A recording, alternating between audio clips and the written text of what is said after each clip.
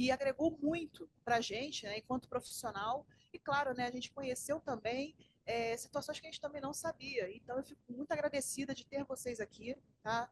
E é uma oportunidade ímpar, tá bom? Aí eu queria saber de vocês, assim, vou puxar um pouquinho para minha área, né? Como vocês agiriam? Porque para a gente que é da enfermagem, que está chegando agora, para a gente que está, digamos assim, entrando, né, nessa seara, é, quanto seria agregador para vocês ter um enfermeiro na equipe?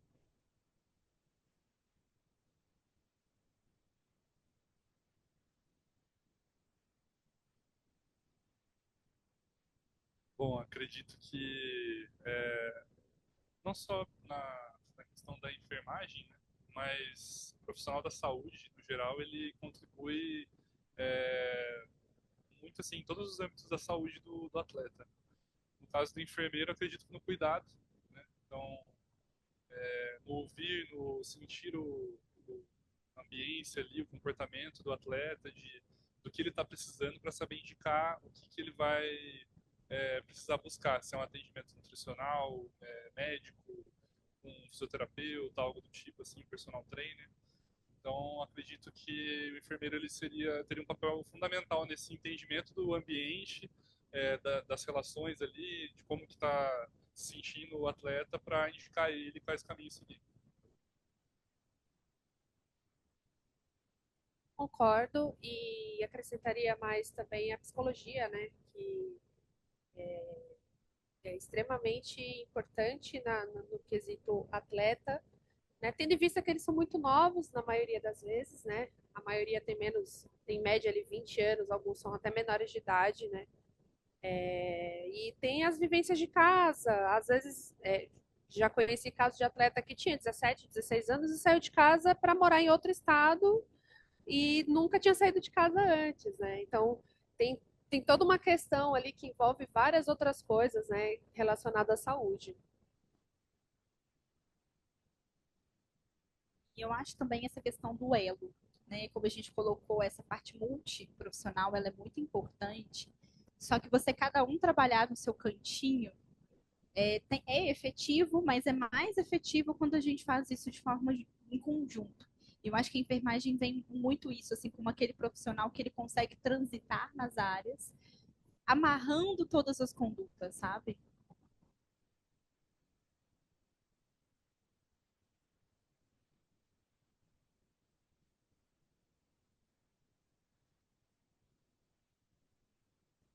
Só fazer uma citação aqui, porque na palestra dela, ela estava falando sobre ergonomia, né, que é algo que é extremamente interessante, porque principalmente o atleta, né, o pro player, essa questão da cadeira gamer e tudo mais, que a gente sabe que a cadeira gamer não é algo barato, né? E muitas vezes a gente tem que improvisar. Eu passei por uma situação também onde perguntaram, né, mas como é que eu vou fazer com a cadeira gamer? Então, assim, a sugestão que eu daria, né, todo mundo tem toalha, almofada, travesseiro em casa, né? Até onde eu sei. Então você pode até conseguir improvisar, porque você imagina, você streamar ou na cadeira, como ela mostrou, né, naquela foto da ergonomia, é complicado, porque depois ele se acostuma naquela posição e depois para corrigir é muito difícil. Você citou isso, a questão também do ciclo circadiano que vocês dois citaram, é maravilhoso. E a dúvida também sobre a questão dos energéticos, a questão da ingesta hídrica também, que é importantíssima, para ver como é que a gente equilibra isso. Então, quero agradecer a vocês aí pela oportunidade e vamos somar juntos. Eu vou até enfatizar de novo a questão da ergonomia, porque eu acho que é muito importante a gente entender como atleta, né? Eu que já fui uma atleta, eu também tenho essa noção, assim. Quando eu jogava, eu sempre joguei na setinha, como eu falei. Se eu for jogar no WSD, eu não vou conseguir jogar, entendeu? Então eu vou ter uma dificuldade, eu vou ter que reaprender a jogar CS, por exemplo, né, que é o que eu joguei, para poder desenvolver de novo as habilidades que eu tinha jogando na setinha. Então, por que que eu vou mudar isso, né? É a mesma coisa que um atleta. Não sei se vocês já viram, mas tem atleta que joga com o monitor deitado aqui e o teclado embaixo do monitor, e ele joga assim. Tem caso de atleta profissional que joga assim de Valorant aqui no Brasil. Tem caso de atleta que joga com o monitor literalmente aqui, ó, colado. Eu vou mudar, vou fazer esse atleta mudar o jogo da forma dele jogar, ele não vai conseguir jogar, né? Então a gente tem que pensar como profissional no sentido de, pô, você joga assim? Então vamos fortalecer, vamos trazer um fisioterapeuta para trabalhar treino ocular ali, né? Tem fisioterapeuta ocular também, né? Que a gente pode evitar alguma doença. Traz um oftalmologista. Por que não? Entendeu? Eu acho que está faltando muito nas equipes grandes ainda, que são as principais, as que têm mais dinheiro, investir numa equipe multidisciplinar. Qual equipe hoje em dia a gente tem no Brasil que tem médico do esporte, que tem personal trainer, o preparador físico, que tem fisioterapeuta, que tem nutricionista, que tem psicólogo, que tem oftalmologista? Nenhuma. O máximo que a gente vai encontrar é nutricionista, um psicólogo, um fisioterapeuta e uma equipe. No máximo, você vai encontrar 3, 4, no máximo, de uma equipe multidisciplinar. Então, a gente ainda tem um pouco dessa dificuldade aí, né? Eu trouxe um outro assunto junto aí, mas que eu acho que é muito importante a gente falar, porque realmente não tem. No teu caso, é porque você se adaptou devido à lesão que você teve no basquete. Eu lembro que você falou aqui. Então, foi uma adaptação que ela utilizou para que ela pudesse jogar. Senão, daquela forma ali, você conseguiu se adaptar para ter desempenho dentro de outro esporte que não é o basquete. Então, por isso que também teve o seu histórico, né, a sua experiência como mais um relato. Então, cada jogador pode ser que ele tenha sido, sei lá, jogador de futebol de campo, por exemplo, teve uma lesão, se adaptou ali quando foi para o esportes. Ou, enfim, que a gente tem diversos esportes aí, tem esportes até que a gente nem conhece ainda, como eu descobri há pouco tempo. Eu falei, gente, eu não sabia, né, que tinha outros esportes também que a gente acaba descobrindo ao longo do tempo, a gente que lida com o esporte. Então, tem essas adaptações também quando se tem alguma lesão anterior que não é do esportes. Só uma palavrinha em relação a como a gente olha os esportes, às vezes de uma ótica de que é algo diferente, é algo novo. E claro que envolve tecnologia, envolve inovação, mas na verdade é tudo muito parelho com o esporte tradicional, né? Essa precarização das profissões dentro das equipes profissionais, das equipes de base também. A gente tem, por exemplo, vários casos no esporte tradicional que se refletem no esporte eletrônico, relacionados à atuação de psicólogos, né? A gente vê, por exemplo, dificilmente encontramos equipes, como a Isa falou, com vários profissionais. Às vezes a gente vê lá um psicólogo, só que é uma contratação esporádica. Como é que ele vai solucionar todos os problemas daquela equipe, individuais e coletivos, em uma semana, né? Muitas vezes a gente já viu casos em CBLOL, eu lembro que eu acompanhava assim um tempo atrás, a gente conseguia ver equipes que conseguiam se classificar para o Mundial, aí, tô no Mundial. Aí do nada aparecia um psicólogo lá. Tipo assim, como se ele fosse resolver todos os problemas da equipe, né? Tipo, durante o campeonato, assim. Claro que deve ter metodologias e atividades para ele realizar, mas assim, dificilmente o resultado vai ser tão eficiente quanto uma atuação contínua, né? E assim, a gente está aqui falando óbvio, né? A multidisciplinaridade, ela é algo positivo, assim, não só no âmbito esportivo, como em todos os lugares em que os profissionais da saúde atuam, né? Hospitais e, enfim. Mas, assim, hoje a gente falou aqui, óbvio, né? Como eu estou dizendo, da saúde, que precisa ter atividade física, nutrição, psicologia, enfermagem. E aí eu queria saber, assim, de vocês, né? Puxando o assunto. A gente falou das dores dos atletas e das pessoas que praticam. Mas qual que é a dor de vocês como profissionais? O que vocês sentem que falta? Também para falar aqui, né, que é o primeiro congresso, né? Então, eu acho que essa palavra é bem importante. Se vocês puderem compartilhar. Eu acho que, assim, é, como você colocou, essa parte das atuações, né, em conjunto, eu acho que primeira questão, acho que só vai ter valorização a hora que eles entenderem a diferença. E aí isso aconteceu também no esporte físico, né? A gente, por exemplo, o futebol, que muitas das vezes uma equipe que tem um CT muito bem estruturado, que tem uma equipe de saúde por trás, com um trabalho contínuo, tem conseguido colher resultados muito melhores do que, às vezes, uma equipe que só tem uma grande folha de pagamento.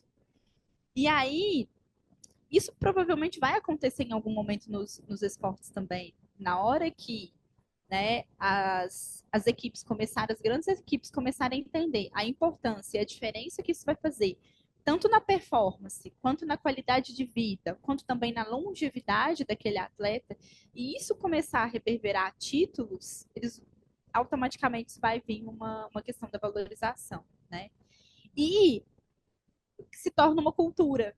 Porque hoje é isso, né? Você chega pro player e propõe talvez uma intervenção que vai ter que mudar um pouco ali dentro da rotina do que ele tem, e às vezes ele não vê valor. Só que na hora que isso começa a gerar título, olha, aquela equipe ali investiu bem numa boa equipe multi específica, começou a colher frutos em relação a isso, porque é algo que vai demandar tempo também. E aí, automaticamente, se você já chega numa equipe talvez um pouco menor e fala, olha, a gente vai propor isso aqui. Não, mas peraí, aquela equipe grande teve isso. E aí você já começa a ter uma cultura mesmo de valorização em relação à atuação das equipes de saúde na vida desses atletas, né? E na performance, no sucesso deles. Então, eu acho que é equilibrar essa balança e, como a Isa colocou muito bem, né? A gente precisa convencer pelo meio científico mesmo, né? Então, é provar ali pelo que você tem de estudo, por A mais B que isso é melhor e encaixar. Eu acho que a adaptação, assim, você foi brilhante na sua fala, porque eu acho que às vezes nós profissionais de saúde somos vistos muito como algo taxativo. Olha, é assim que é para fazer, quase que inflexível, né? E eu acho que aquele bom profissional é aquele que consegue ler o cenário e adaptar frente ao cenário, mesmo que aquilo não vai ser o ideal. Mas você consegue trabalhar com o melhor que você consegue explorar naquela situação. Né? E é isso, você não vai mudar a sua postura porque você acostumou a jogar assim. Se eu mudar a sua postura, você vai cair de rendimento. Eu vou treinar o seu corpo para que o seu corpo suporte aquela postura. E basicamente é a mesma coisa com a nutrição. Né? Eu vou treinar, eu vou te dar uma alimentação para te deixar mais nutritivo, mas também sem retirar tudo aquilo que você gosta, que você come. Então, e aí envolve muito uma questão de planejamento, né? Recentemente eu até escutei uma entrevista e aí um jogador, me desculpa agora, mas me fugiu o nome dele, ele era jogador profissional de futebol e hoje em dia ele é pro player e ele falou uma coisa muito importante, que ele falou algo assim, cara, no CT eu tinha tudo lá já. Eu já tinha um nutricionista, eu já tinha o treinador, eu já tinha o preparo, né, a questão do preparo físico, o fisioterapeuta, tava tudo na minha mão, assim, era eu chegar, comer o que já estava planejado pela nutricionista, treinar e ir para minha casa. Quando eu comecei nos esportes, eu tive que trilhar esse caminho. Como ele já tinha uma base, uma valorização do que ele viveu no esporte físico, ele levou isso para o eletrônico também. Mas ele, né, ele teve que buscar isso de forma muito individual também. E aí ele fala, hoje eu sou responsável pelo planejamento do que eu como. Né? Ela me fala o que eu como, mas eu tenho que planejar. Né? E aí se você começa a valorizar e fornecer isso no centro de treinamentos dos jogos eletrônicos, é um super diferencial. Né? Abrindo um parêntese do que você falou, a gente tem o costume nos meios dos esportes, né, puxando o seu gancho, de apagar incêndio. Então, às vezes eles contratam um psicólogo, contratam um preparador físico para uma temporada e na outra não tem. Um fisioterapeuta, enfim, é um atleta que ele tem uma lesão, que ele está com dor, então ele tem que fazer uma analgesia para depois ele passar para um fortalecimento com o preparador físico. E ele tem aquilo ali, sei lá, um mês, depois não tem mais. Porque passou a temporada, a empresa não quer pagar, porque fala que é um custo a médio e longo prazo. E eu acho isso tão ruim, porque fora do Brasil é muito comum você ter atletas que tenha uma equipe multidisciplinar. Né? Ele falou, inclusive, do exemplo da G2, mas tem o exemplo da Astralis também. Né? A Astralis, na época que lançaram o CSGO, né, que é o jogo que eu me tornei profissional, eu estava na faculdade, estava cursando educação física ainda, e eu fui tentar entender por que aquele time ganhava de todo mundo e ninguém chegava nem perto de ganhar deles. E eu fui, poxa, por quê? Aí eu fui entender, pesquisei e descobri. Eles tinham médico do esporte, preparador físico, fisioterapeuta, nutricionista, psicólogo. Eles tinham uma equipe multidisciplinar cuidando daqueles atletas. O resultado é consequência, né? Então, foi graças àquela equipe multidisciplinar. Eles tinham hora para dormir, eles tinham uma hora para acordar, eles tinham hora para tomar café, eles tinham hora para fazer atividade física, eles tinham hora com a psicóloga, tinham horário para comer certinho, tudo divididinho, uma agenda. Então, e a gente não tem isso no Brasil, sabe? Então, para mim é uma dor muito grande, porque a gente sabe que daqui a alguns anos a gente vai ter muito atleta lesionado. A maior certeza que eu tenho hoje é que se não mudar muito em breve, a gente só vai ter atleta lesionado. E isso é um problema, né? Porque é o exemplo que eu trouxe. Eles vamos ter atletas com 25, 26 anos antes dos 30 aposentando. E quando eu digo aposentar, não é no INSS. Então é se aposentar e vai ter que procurar uma outra profissão, porque ele está lesionado. Então, assim, ou vira streamer, ou decide uma outra carreira no meio do caminho, faz uma faculdade. Então, aqui no Brasil, o atleta ainda tem que ter o plano B. Se não tiver o plano B, não vai. E é carregar essa lesão para a vida, né? A gente sabe que lesões não são fáceis, né, de lidar. Então, você trazer isso também como um pano de fundo, uma qualidade de vida e uma longevidade para esse atleta, ele até colocou no slide dele, né, referência em relação que um atleta de alto rendimento, ele não é saudável, né, não é sinônimo de saúde. E, de fato, não é, né? E a gente precisa... Nenhum esporte, exato, nenhum esporte. Porque ele vai no seu nível máximo para entregar o seu melhor ali. Então, a mesma coisa no esporte. Né? Então, ele vai carregar isso para a vida. Realmente, essa questão do profissional apagar incêndio, né? Realmente é complicado, porque se não mantiver uma equipe coesa, uma equipe unida, fica difícil de tocar um trabalho adiante, né? Trabalhos pontuais na saúde realmente acaba sendo um pouco complicado. Ah, mas é custo. Gente, espera lá. Se é investimento, aliás, desculpa, se é na saúde, eu compreendo como investimento. Ah, não, mas está puxando sardinha. Não é, gente. Vocês podem observar, como ela mesma falou, as equipes que têm uma estrutura multidisciplinar que funciona ali, ó, com todo mundo falando a mesma língua, é importantíssimo. Sim, cada um no seu quadrado, como falava lá no passado no Kibiloco, né? Mas gente. Então, cada um no seu quadrado, porém, todo mundo ali, ó, juntinho, caminhando, né? Indo na mesma direção, para que o seu atleta ele possa, sim, ter uma qualidade de vida, para que o seu atleta possa ter a minimização de riscos. Então, realmente, o atleta de alto rendimento, comparando com outros esportes, não é saudável, de fato, porque ele vai chegar no seu máximo, no seu auge, e os Jogos Olímpicos estão aí para isso, né? Como a gente vê a cada 2 anos, né? Porque tem os 2 anos de inverno, que a gente quase não vê aqui no Brasil, mas está acostumado a ver o de verão, a cada 4 anos. Então, atleta de alto rendimento, gente, precisa ter uma equipe assessorando, uma equipe ajudando. É necessário sim, né? Então, no caso da minha área, eu vejo assim, a gente está chegando agora, né? Eu acho que é o profissional que faltava dentro do cenário, seja em qualquer ambiente, né? Seja no futebol de campo, por exemplo, mas também dentro da área do cenário gamer. Então, eu acredito piamente nisso, né? A gente está aqui se mostrando para todo mundo que é possível sim a nossa atuação e a importância, porque a gente sabe, a gente vê a necessidade, seja a gente se enxergando como atleta ou não. Existe essa necessidade sim, da gente estar aqui, da gente mostrar o nosso trabalho e, claro, né, desenvolver isso adiante em alguma equipe, desenvolver mais para frente, claro, construir artigo científico, construir uma base científica para que a gente possa aí ter outros colegas também se inspirando na gente, né?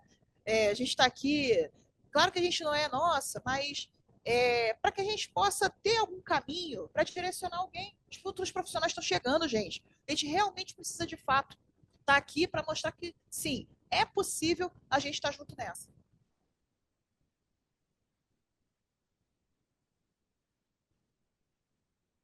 Só dando uma conclusão nesse assunto, eu lembro de uma fala do Gaules, que é um caster grande aí do CS, né? E jogador profissional também? Jogador profissional também. Que ele trouxe uma fala de que no Brasil não se os times investem em apostas, não em projetos, né? Então a solução sempre é um jogador que é uma estrela da base, é um jogador de fora, é algo que a gente não tem ainda, é algo que vai solucionar os nossos problemas, né? Eu lembro de um caso também da última Copa do Mundo, que o Tite era o treinador, né? E no preparatório ali, na fase de orçamento, assim, do que seria necessário para a equipe, do que ele iria levar para a equipe, para o evento, para o torneio, eles tiveram um grande investimento em faixas motivacionais para serem postas dentro do CT. Então era, sabe, frases assim, nós somos os campeões, esse tipo de coisa. Enquanto que não havia um psicólogo destinado à equipe.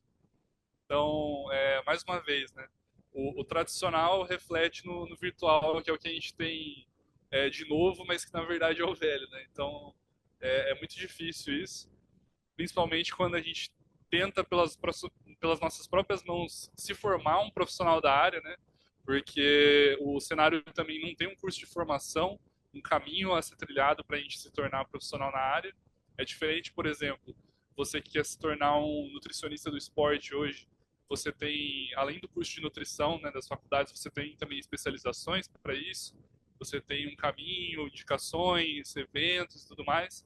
Enquanto que muitas vezes quando você quer ser um personal do esporte, um nutricionista do esporte, ou um treinador específico das modalidades mesmo, um treinador de CS, um treinador de LoL, Valorant, você não tem um caminho específico a ser trilhado, né? É muito na indicação, na sorte. Às vezes você conhecer alguém de lá e essa pessoa ter um apreço por você, não pela sua competência, né?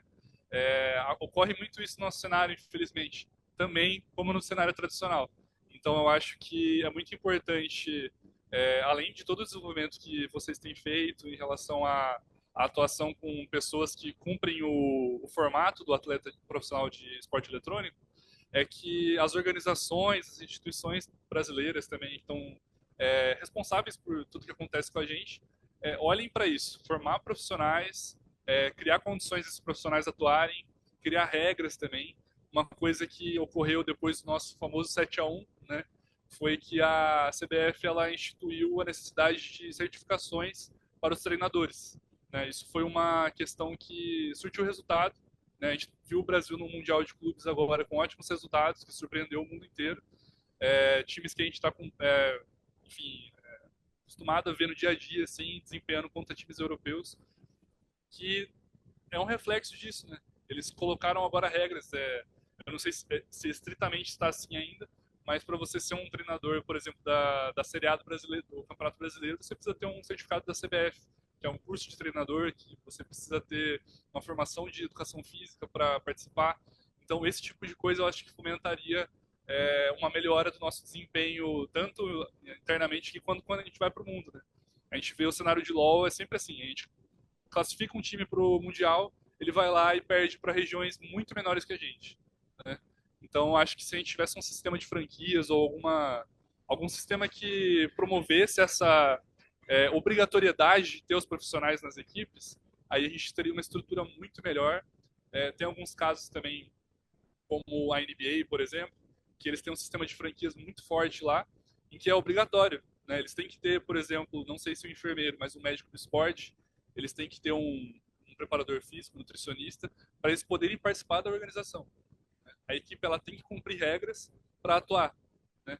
Então, acho que esse tipo de atitude, às vezes elas não são tão bem feitas, né? Tem um exemplo também da Conmebol, que agora para um time participar da Libertadores é obrigatório que exista a modalidade feminina também daquela equipe, né?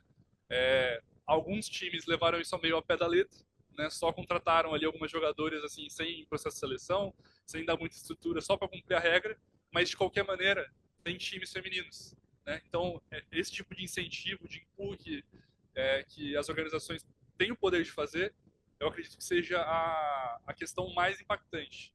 Então eu queria saber de vocês, o que vocês viram no dia a dia de trabalho, que, assim, atitudes de pessoas de cargos superiores e tal, que incentivaram, que fizeram você ter mais espaço, e o que vocês acham que deveria ter mais também?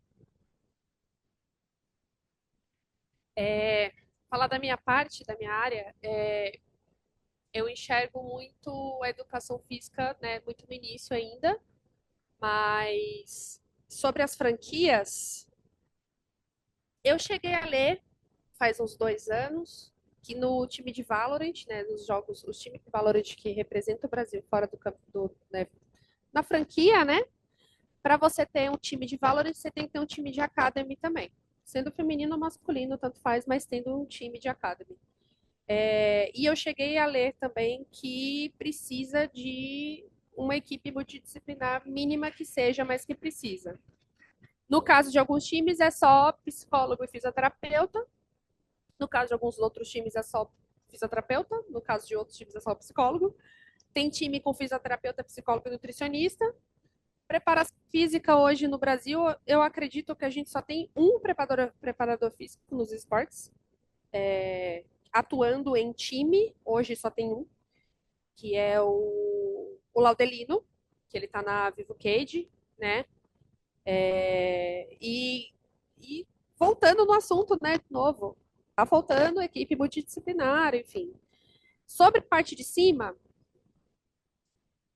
eu nunca tive problema, mas eu senti que no início eu não tinha tanta abertura, vamos dizer assim. Eu não tinha espaço para dar aula, por exemplo. Meu espaço para dar aula era um espaço fechado dos atletas ali, né? Onde eles treinam. Então é um espaço menor que esse palco aqui, onde eu tinha que me virar nos 30 ali para fazer um exercício de fortalecimento e alongamento. O alongamento dá para fazer, né? Mas fortalecimento é mais difícil. Depois eles viram que eu realmente precisava de um espaço, eu ganhei uma sala, e aí equipamentos, enfim. Mas um problema que eu vejo, até conversei em off com o Lucas, é psicólogos, tá? Eu não cheguei a trabalhar com nenhum psicólogo que fazia isso, mas eu já vi muito psicólogo prescrevendo atividade física. E eu não tô falando da atividade física, aquela cognitiva, né? Que todo mundo já deve ter visto, que é aquelas luzinhas, você aperta, pá, né? É o treino de tempo de reação e reflexo. Aquilo ali é ok, porque é cognitivo, né, e tal. Mas eu já vi muito psicólogo prescrevendo alongamento, polichinelo e fortalecimento de core. Então, eu acho que é complicado. Eu acho que a gente precisa conversar com outras áreas, todo mundo se conversar para a gente tentar entender. Poxa, eu posso fazer tal coisa? Ah, eu não posso, não sei o quê, entendeu? Então, eu acho que está faltando um pouco disso ainda também.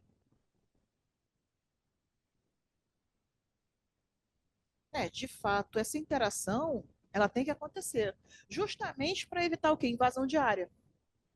Então, muitas das vezes, como eu falei, né, nós, da enfermagem, a gente enxerga aquele paciente, aquele atleta como um todo, mas a gente tem que saber qual é o nosso limite, senão a gente acaba ultrapassando o limite que não é nosso, então acaba virando exercício legal da profissão. Então tem que se tomar muito cuidado e, obviamente, consultar o profissional. Você às vezes pensa assim, poxa, talvez eu indique fazer algo legal, mas por que eu não posso perguntar para o colega? Vai que estou invadindo a área de alguém ou estou tentando ajudar. Então, a gente tem que ter essa ciência, né? Ter essa percepção justamente para não ter nenhum problema, enfim, responder processo, porque isso é muito sério. E, assim, na questão de trabalho, eu comecei, né? Eu falei na palestra, eu comecei em 2007, né? Quando eu era estudante ainda, eu fui trabalhar no voluntariado fora da minha área, porque eu não podia exercer, porque eu estava estudando. Mas isso foi necessário para eu conhecer todo o ambiente que permeia o esporte no modo geral. Então, seja arquibancada, seja field of play, seja vestiário, enfim. Então, assim, me deu uma expertise para conhecer e depois sim começar a trabalhar na minha área. Aí sim, depois eu trabalhei os clubes e tudo mais. Mas sim, eu já sofri misoginia, já sofri assédio, aonde eu fui parar numa... Teve uma situação em que na súmula me inscreveram como massagista, não como enfermeira. Mas isso não é demérito, não. Isso até serve de impulso para falar para o pessoal, olha, foi naquele momento, né? Mas tudo certo. Depois, o Diego, que é o colega que eu mostrei aqui, ele conseguiu colocar já como enfermeira do esporte. Isso foi um avanço muito grande para a gente. Pode ser que, nossa, seja só um detalhe, mas para a gente é importante, entendeu? Se uma chave pequena consegue abrir uma porta grande, gente, então é isso. A solução ou o problema mora justamente no detalhe. E eu já sofri muito, entendeu? Não no esporte eletrônico, mas em outras áreas que eu já atuei. Então, não olhar torto, né? Achando que, você está entrando no vestiário, você não pode ver pessoas peladas. Gente, eu tô em atuação. Pelo amor de Deus, cara. Vamos separar as coisas, porque não é assim que funciona. E aí eu fui aos poucos, sabe? Desmistificando isso. Que a gente não estava invadindo a área, mas também não estava querendo ver alguém ali desnudo. Isso é normal. Para a enfermagem, a gente precisa examinar o paciente, entendeu? De acordo com a anamnese diferencial que nós temos. Então, assim, foi um pouco difícil para quebrar esse estigma que talvez alguém tenha colocado na cabeça, mas a gente está ali para atuar profissionalmente, entendeu? Nada de abusos, nada, tudo a gente precisa de termos para poder funcionar. Então, é desse jeito. Então, assim, a gente está aqui para poder entender que é possível sim, como eu estou aqui batendo na mesma tecla. A equipe multiprofissional ela tem que funcionar em constância, não para apagar incêndio.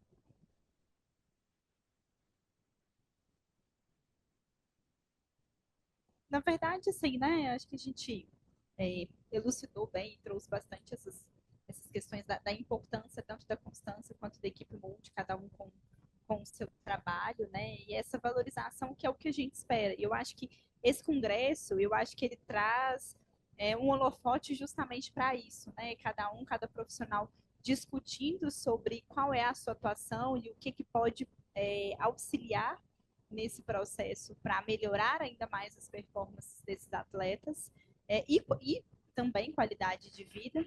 E eu acho que eles são importantes justamente para ajudar a ganhar cada vez mais essa valorização, né? Esse ponto que você trouxe, né? De regulamentar, né? Quando a gente regulamenta, na maioria das vezes sempre vem como às vezes algo negativo, porque você está engessando X, Y ou Z. Mas na maioria das vezes, mais para frente, a gente vai colher frutos, né? E aí até legal, enquanto vocês traziam aqui, me ocorreu uma questão que foi o Ayrton Senna, né? Que ele foi um atleta que trouxe uma novidade em termos do preparo físico, que era algo totalmente desconhecido na Fórmula 1. E hoje em dia, né, um atleta de Fórmula 1 não existe um que não vai ter todo esse preparo. Então as coisas vão se transformando, a ciência também vai mostrando a importância, vai mostrando os resultados, né? E as coisas vão se incorporando. Você vê, ele, né, finalizou, infelizmente, né, a sua carreira em 94. A gente está falando de 30 anos atrás. Então, é um processo que vai se passando, mas congressos, né, falas assim, faz com que isso acelere. Hoje a gente